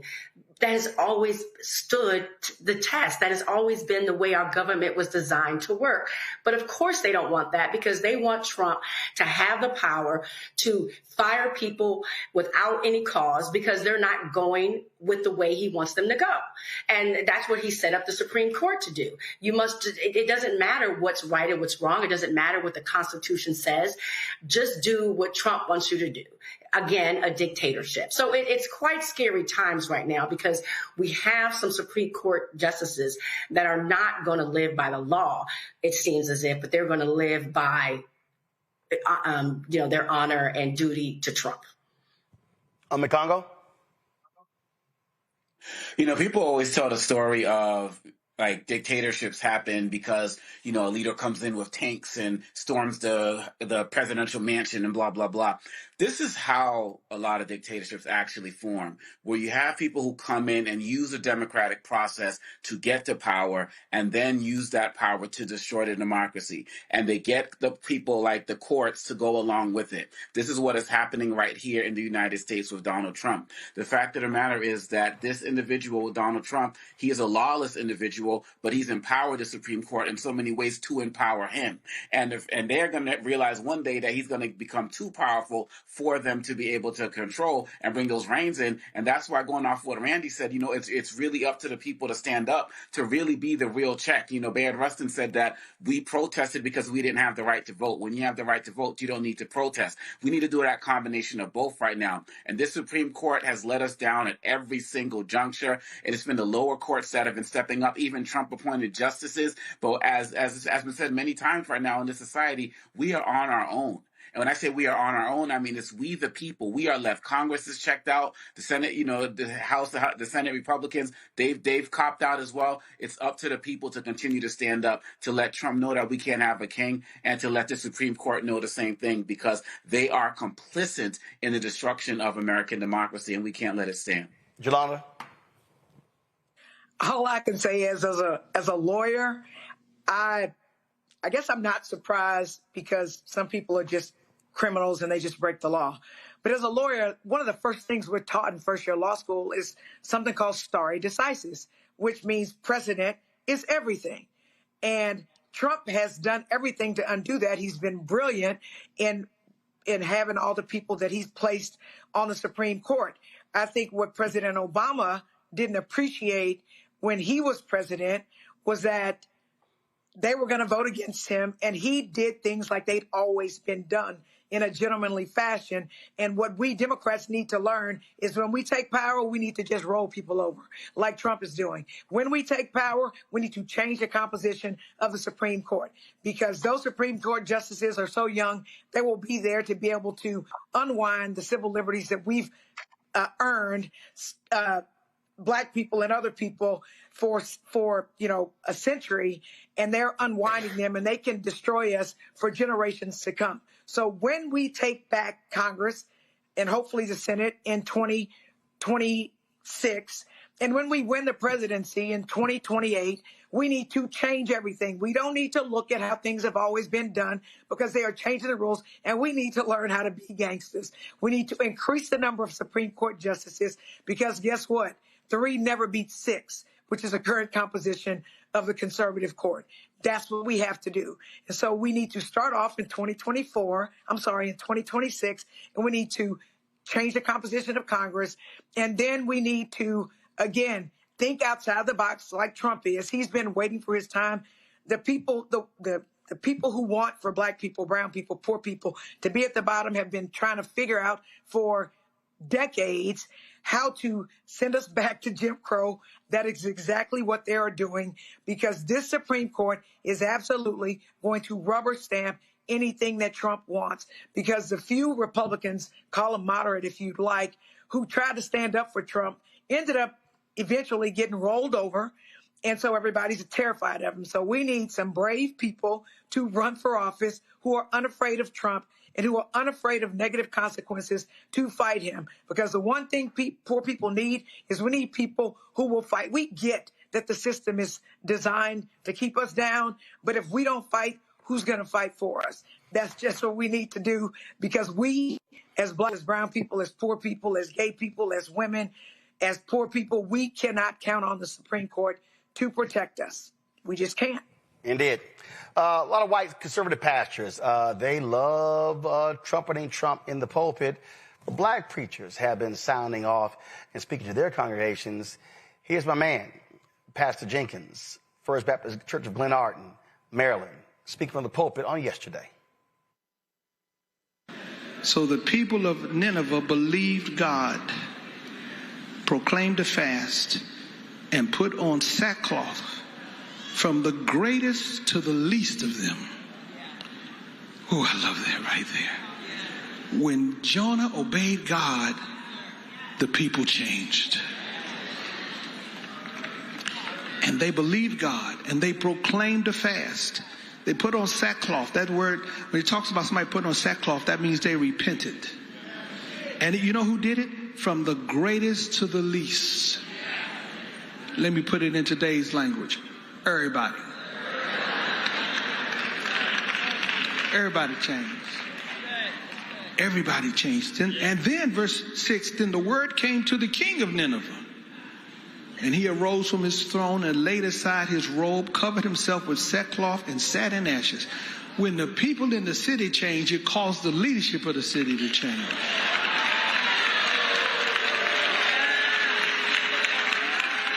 Maybe if Americans would change, the leadership of America might change.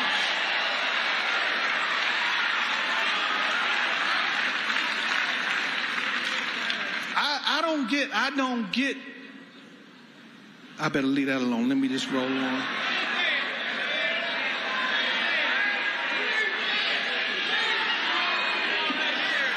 I can't handle it. I have a problem. I have a Houston, we have a problem. I don't get it. I don't get the support. I don't get it. I especially don't get people of color voting that way.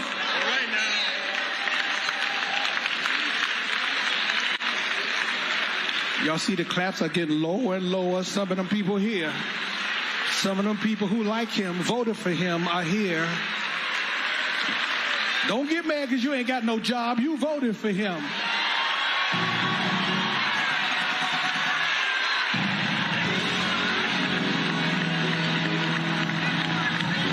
Please don't start me to cussing here today. Please, Lord. I better leave this alone. I feel something rising up on me. I feel something coming on me. Ooh. Did y'all hear that they stopped and took away Martin Luther King's birthday? Did y'all hear that? Yeah. That man caused a change.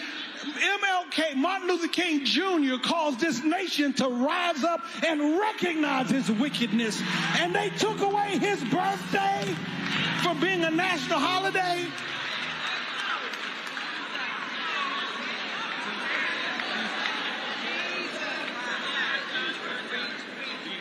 Ooh, I better roll on. I better roll on. I feel a cussing spirit rising up in me.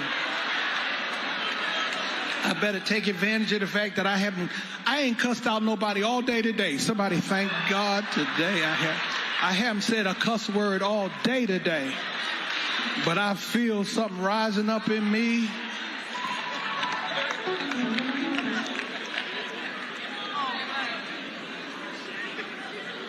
And maybe if America would change, the leadership of our country would change. I have no issues, Ome Congo, with preachers speaking truth, even by saying, yeah, some of y'all voted for him. Call them out and speak truth to power.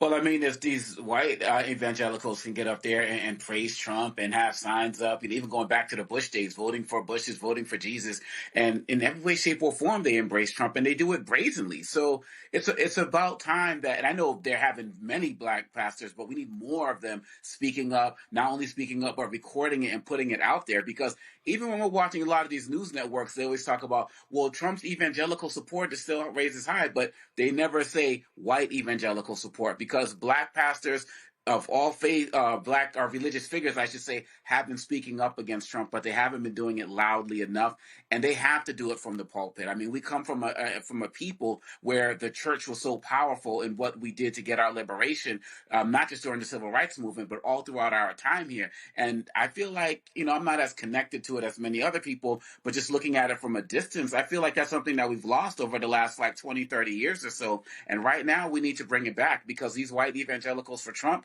they're only growing stronger, not only in what they're saying, but the platforms that they're using to say it.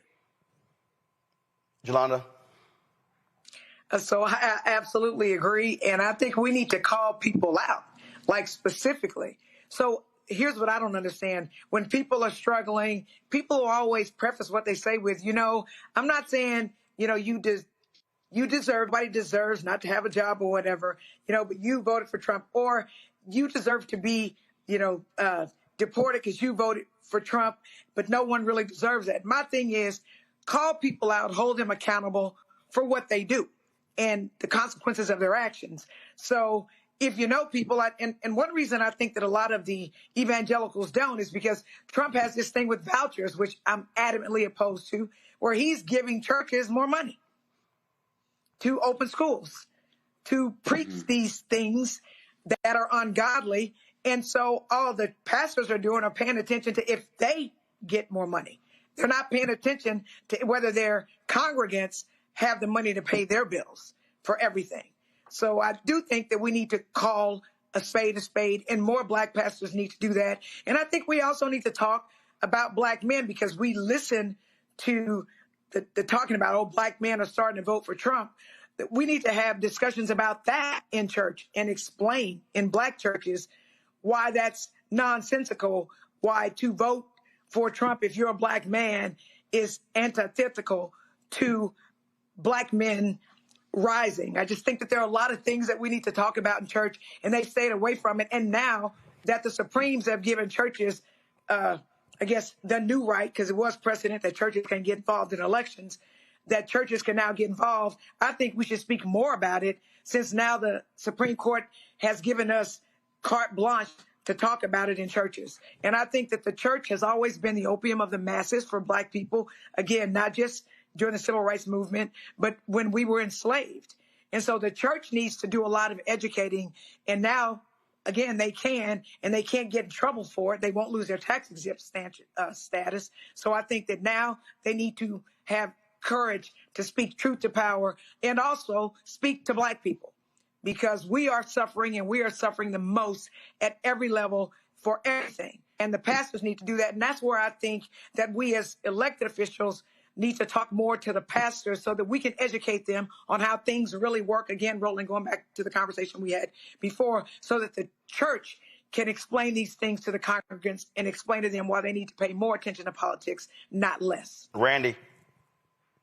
I love seeing black pastors taking the role that they really used to have back in the day of leading the black community. it feels like it did back in the day. They are being courageous and giving us the word that we so desperately need. And I believe as they are courageous and are leading, more people will follow. I bet we're going to see an uptick in people going to church, because never in a long time have we needed this word so much. And so I appreciate it. I applaud it. Every week now, I'm just seeing clips of different pastors speaking passionately about what's happening in America in a way that speaks to us. And I must give a shout out to the organist, because nobody, did you see the way he was hitting on his message too? Nothing like a Black church organist to hit on those messages and add to the drama as well. I appreciated that. All right, then. Jolanda, I'm at Congo. Randy, I appreciate y'all joining us on today's show. Folks, that is it for us. Because of the breaking news and some other stories we could not get to, but we'll cover those on tomorrow. Don't forget to support the work that we do. Join our Bring the Funk fan club. If you want to support the work that we do, via Cash App, use the Stripe QR code. Just hit right here, bottom left-hand corner. That's also for credit cards. PayPal is R Martin Unfiltered, Venmo RM Unfiltered, Zelle, Roland at RolandSMartin.com, Roland at RolandMartinUnfiltered.com. Check some money order. Make it payable to Roland Martin Unfiltered, P.O. Box 57196, Washington, D.C., 20037 7-0196. Also, download the Black Star Network app, Apple phone, Android phone, Apple TV, Android TV, Roku, Amazon Fire TV, Xbox One, Samsung Smart TV. You want to get our Black Star Network, Roland Martin Unfiltered gear, you can do so, of course, by getting it right here. So going to shopblackstarnetwork.com, T-shirts, hats, merchandise, all that good stuff. Also, support all these Black-owned products right here to my left. All these products you can see at shopblackstarnetwork.com. And so these are all Black-owned companies. Right here, come on, show this right to my left. Get all of these products. Again, you name it, we got it. Go to shopblackstarnetwork.com if you want to purchase any of these Black-owned products right here. Let's support Black-owned businesses. And don't forget, folks, there's a few more days. Today is, of course, December 8th. Just 10 more days in the crowd fund for fan base. They've raised $14.3 million. The goal is $17 million. Download the app from Apple Store, Android Store. And if you want to invest, get more information, startengine.com/fanbase, startengine.com/fanbase. Folks, that's it. I'll see you tomorrow right here. Roland Martin Unfiltered on the Black Star Network.